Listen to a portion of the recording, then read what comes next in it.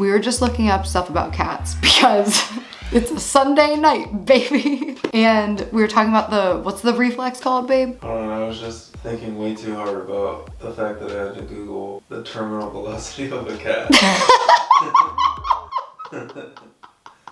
The cat's falling. Okay, they always land on their feet. So because of the reflex, they probably have a better chance surviving if it's higher up because their reflex has more time to kick in, if that makes sense.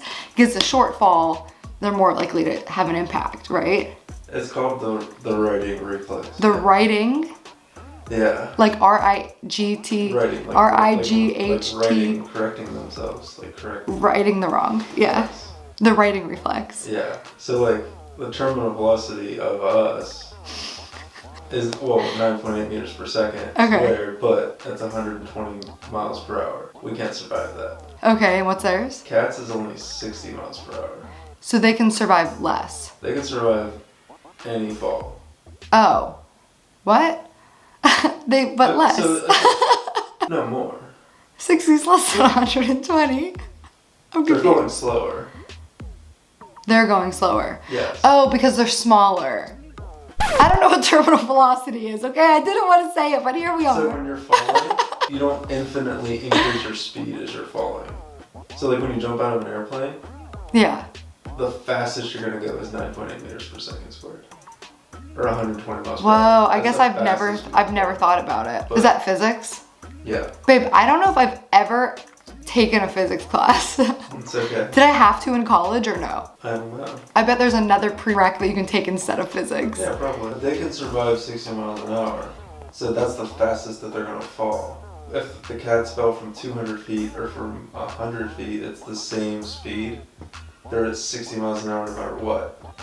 Okay, but here's the problem. They found this out by throwing kittens out of a window?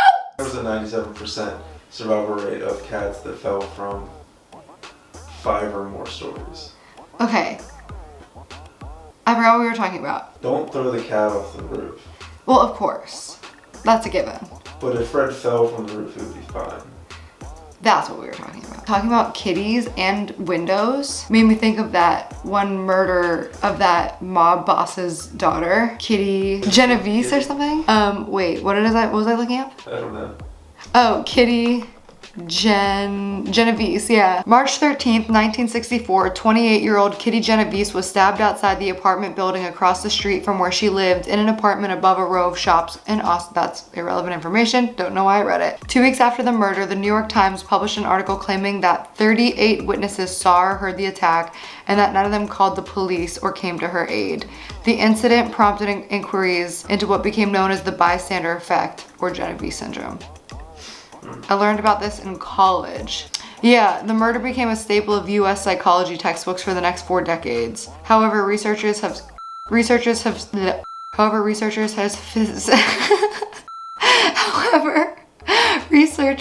since uncovered major inaccuracies in the New York Times article. Police interviews revealed that some witnesses had attempted to call the police. What am I even talking about?